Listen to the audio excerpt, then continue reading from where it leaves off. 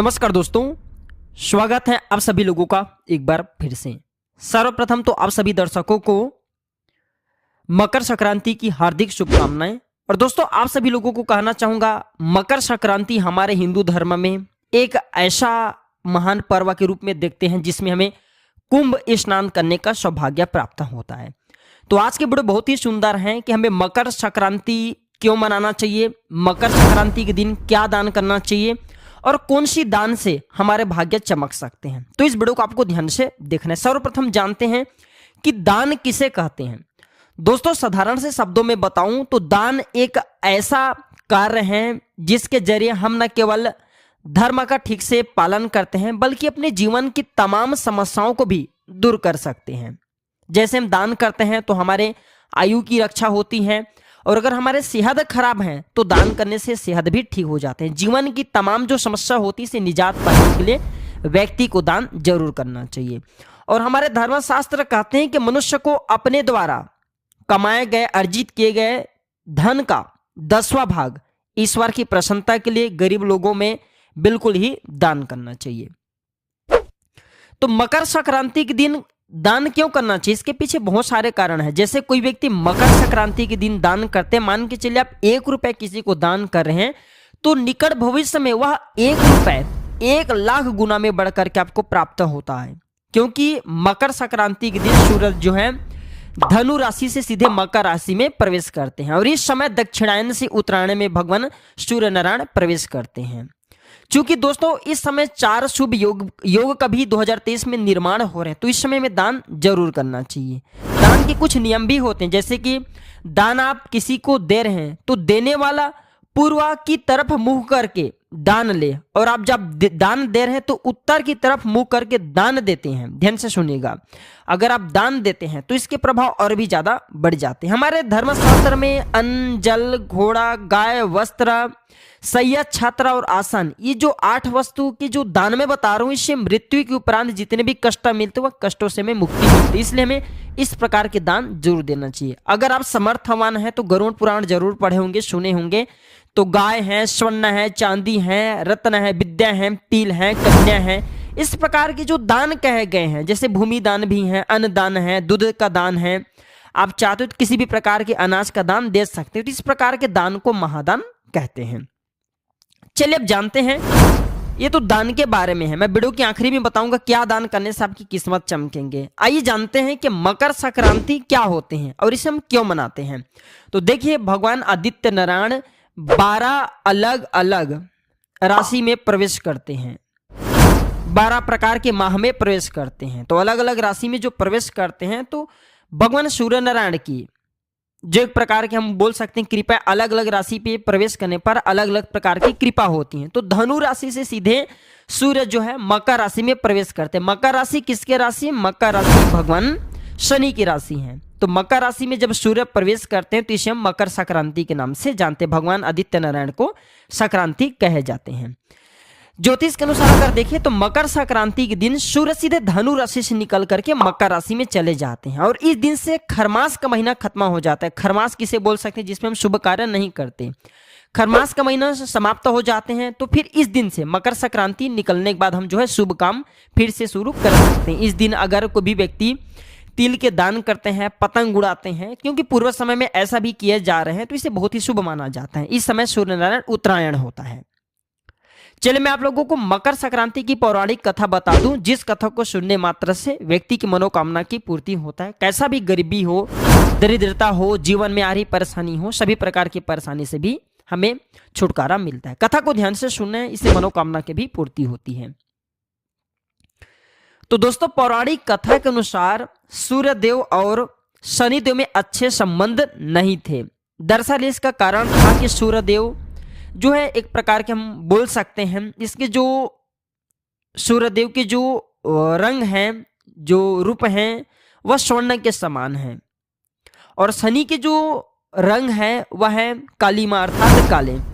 तो सूर्यदेव का शनि की माता छाया के प्रति जो व्यवहार था बिल्कुल ही थोड़ा सा दुष्कर था। दरअसल शनिदेव का रंग थोड़ा काला होने के कारण सूर्यदेव ने उनके जन्म के दौरान कहा था कि ऐसे पुत्र मेरे नहीं हो सकते। इसके बाद से सूर्यदेव ने शनिदेव और उनकी माता छाया को अलग कर दिया था।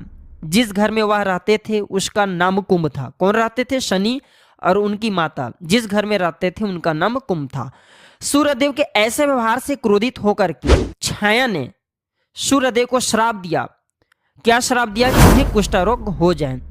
और जिससे क्रोधित होकर के सूर्यदेव ने छाया और शनिदेव का जो कुंभ नामक घर था वो जला दिया।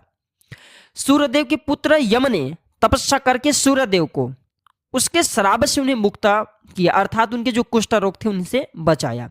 साथ ही उन्होंने सूर्यदेव से एक याचना रखी कि उनके माता छाया तथा उनके भाई शनि को क्षमा कर दे। इसके बाद सूर्यदेव छाया और शनि से मिलने के लिए उनके घर पहुंचे। जब सूर्यदेव वहां पहुंचे तो उन्होंने देखा कि वहां कुछ भी नहीं था, सब कुछ जल करके बर्बाद हो गया था, क्योंकि स्वयं भगवान सूर्यदेव ने उसे जलाया था। इसके बाद शनिदेव ने काले तिल से अपने पिता का स्वागत किया, क्योंकि कोई भी घर में मेहमान आए, अपने से बड़े बुजुर्ग आए तो हमारे हिंदू धर्म में परंपरा है स्वागत करना। तो कुछ भी नहीं बचे थे, थोड़ा सा काले तिल बचे थे, तो भगवान शनिदेव ने सूर्यदेव की स्वागत के लिए थोड़ी सी काले तिल उन्हें भेंट स्वरूप दिए। तो शनिदेव के ऐसे व्यवहार से प्रसन्न होकर के सूर्यदेव ने उस दिन उन्हें नया घर दिया जिनका नाम था मकर। ध्यान से सुनिए, उनको नया घर दिया जिनका नाम था मकर। इसके बाद से ही शनि देव दो राशि कुंभ, क्योंकि शनिदेव कुंभ राशि का स्वामी है, कुंभ और मकर के स्वामी फिर हुए।